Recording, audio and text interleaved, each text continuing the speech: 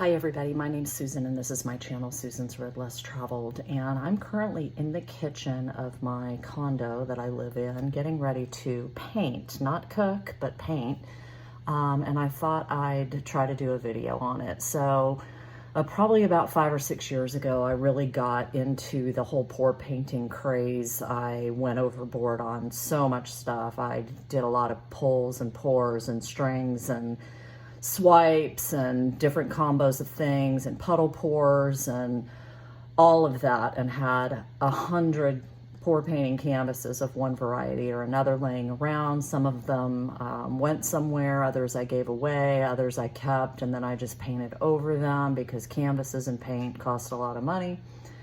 And then I moved, and I was in one condo a few years ago, probably May of 2020 till August of 2021, and I felt really creative in that space. It's actually another condo in the same development I'm living in now.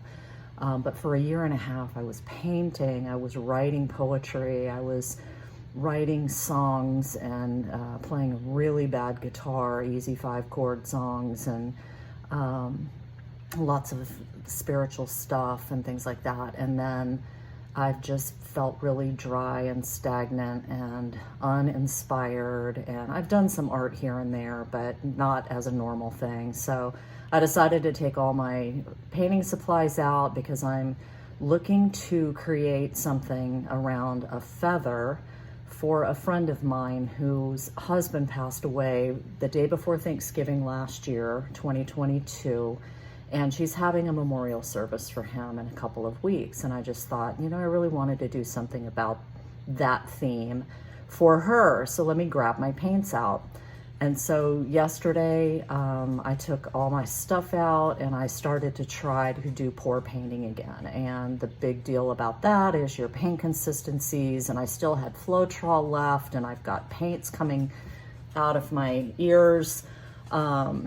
And just hadn't been using any of it. So the problem is that I did not and could not get my painting consistency. And truthfully, it was, 7 o'clock at night, and I was trying to just do something to try it again. And so I wasn't taking a lot of time to do the consistency of my paints and things like that. So anyway, I did a couple of pieces last night in a variety of ways, and I just wanted to show you those. And then I'm gonna come back and try a pour painting.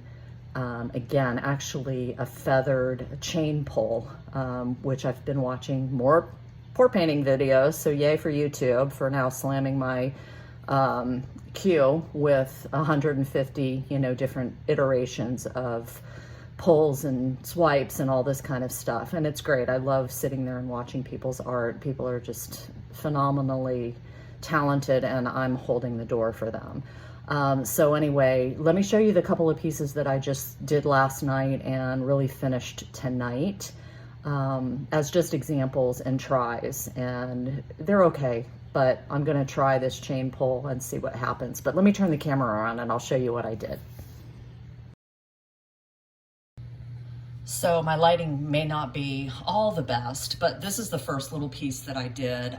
Was actually a pour onto white paint. This is an 8x10 canvas, and white paint as my base, and then I lined and layered my colors down the center. And then I was using this little paper towel trick. People are taking either paper towels or napkins and cutting sawtooth edges into it, and then using it to just like drag the paint out. And so that's kind of what I did with this particular one. And it turned out kind of branchy. Of course, I don't have this defined like line of a quill and a feather. And then I felt like up here, it got super kind of mashed up. And so I came back with today when I got home from work, and after it dried, I came back with some Posca pen and just tried to reverse engineer some white space and kind of color it up a little bit, because I had a lot of black and gray right here, and so it's not quite defined as much as this down here. But the other thing that I do and have is these little silica sand things that I don't know where I got it. My husband brought it home to me years ago, and I've got this big tub of it. And so it just puts off this really cool, if I can move out of the way, you know, just kind of sparkly, and gives the paintings a texture. So it's just kind of a little embellishment that I like to use and have used often. So anyway, this is my 8x10 feather pour painting swipe is what I'll call it. And it's okay, but it's not the best. And then this was the second one that I tried, and it's oddly different. But this is on a, if I can pull away far enough, a 16x20 canvas. And honestly, it is about the fourth thing that I painted onto this. So I kept trying to do different swipes, pours, I don't know, pulls, string pulls and things like that. And I just wasn't getting anywhere. I was either washing the canvas off and starting over, or painting it all off and just mushing it all together. And so this painting itself, or this canvas itself, has about 4 different iterations underneath it. And I finally painted over on it black. And then I started using a palette knife to drag through it to just, I guess, outline my next try of a feather. The thing that I was running into was that my feather was running off the canvas. It was either too big, it was too long, you weren't able to see the top. I was not getting enough down at the end for a quill. And so it just wasn't my construction of placing things on the canvas just wasn't in a good spot. So I started taking my palette knife and just kind of outlining. And what I found was that I was dragging black paint and I was basically doing scratch art, because all of this turquoise and red that you can see underneath all of this is the paint that came up from underneath. So it just reminded me of doing like a crayon drawing and then painting over or coloring over in black and then scratching through the black to get what was underneath. And so that's basically what this is I just scratched a feather into it, and then I came back and I embellished it with, again, more silica sand to get that glitter, more gold paint. I outlined the quill with Posca. It turned out okay. I mean, it's just not the best, but it's contemporary, you know. I'm not trying to go for any type of real looking feather, and then I, you know, ended up being like way off the margins on either side. It wasn't rounded out, and so I came back after I had scratched and I basically just took my paint again and I just created the outline with black to kind of round off my edges and the margins of the feather in itself. So I have done a medium varnish over top of both of these. Here's my other one sitting just right next to it, and sorry for the light, but anyway, I've done about 3 coats of medium varnish over both of these and calling these a day. So,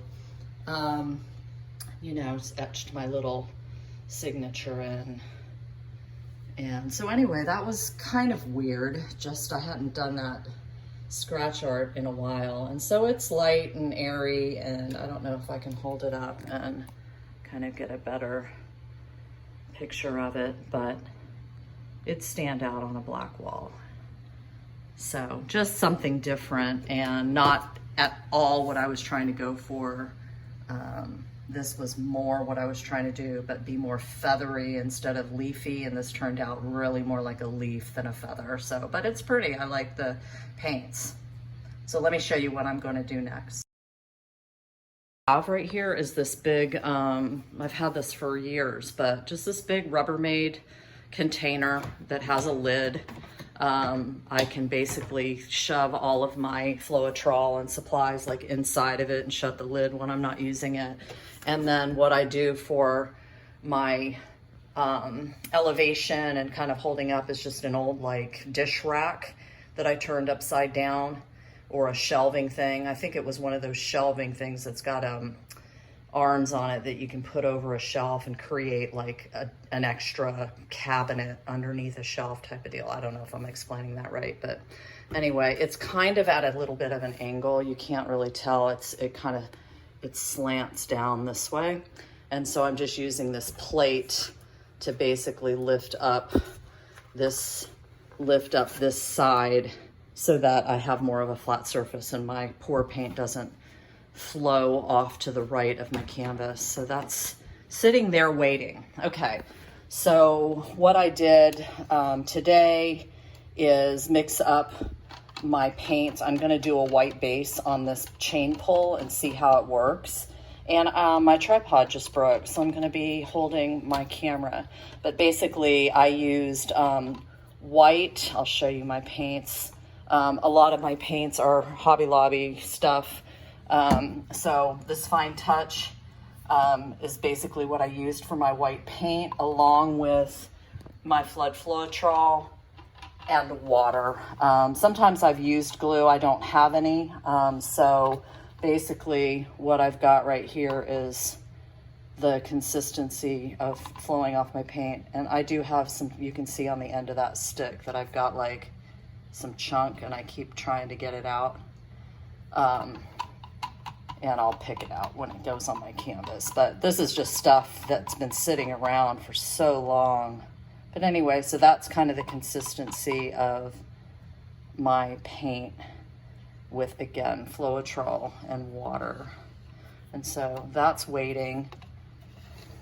And then I had bought this kit from Hobby Lobby that was let me show you.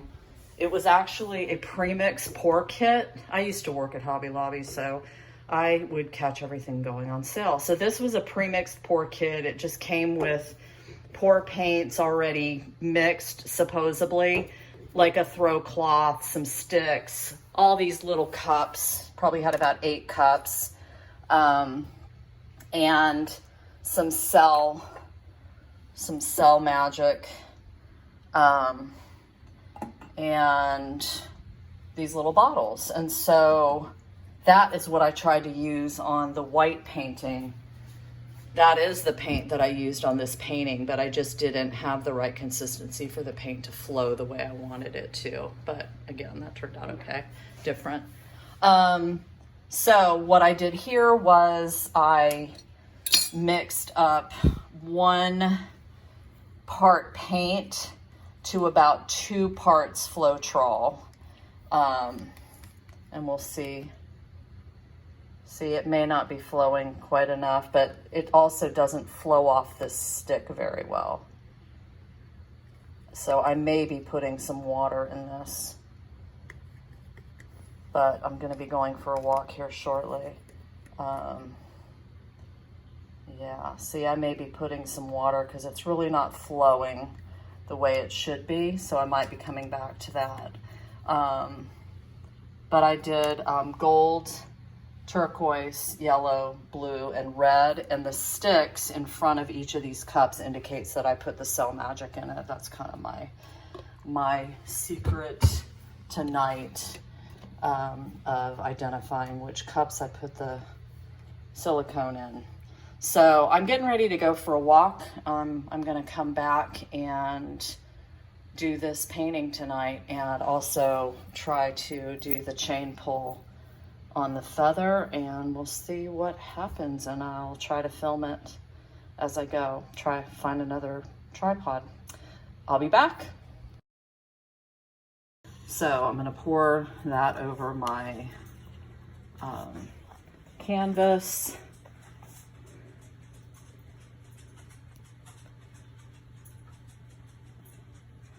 And I'm going to palette knife that onto. And again, bear with me on my camera action because I just tried to use my little tabletop tripod and the legs snapped off.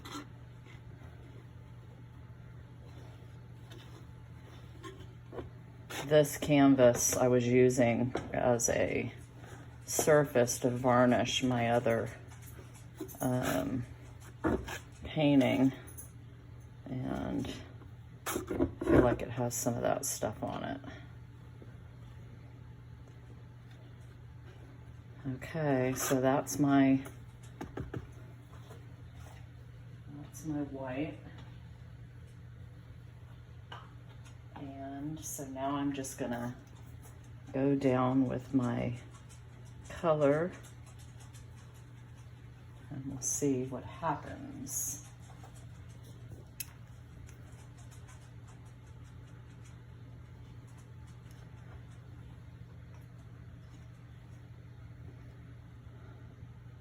I feel like this paint is a bit thin.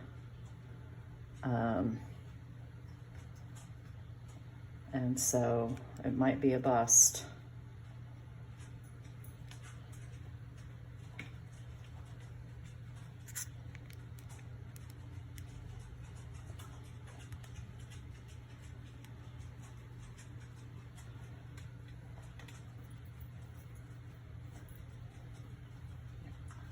So the chain pour part, yeah, I'm flowing this way because I'm uneven, but my paint is super thin. This is not what I want at all, but we're going for it. So the chain part of it is layering your chain through your paint and then grabbing one end and bringing it out and back. Yeah, it's not working.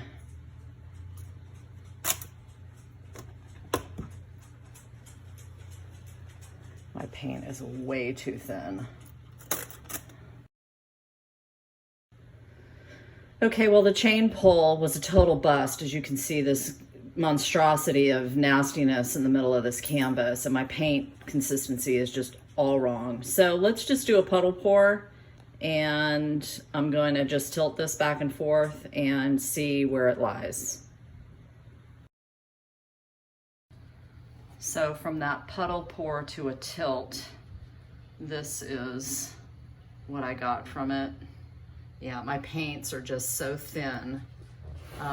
But I do have some cells coming out, like here.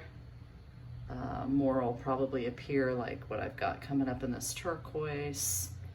My light is super bad in this kitchen, but you know, I mean, you can only do so many of these and get this, but this could maybe be embellished with something on the top of it. It's groovy, but it's not what I was looking for. But it's fun getting the paints out. So I'm gonna keep going and see what I end up with as I continue to play and make space for my art. Everybody have a blessed day.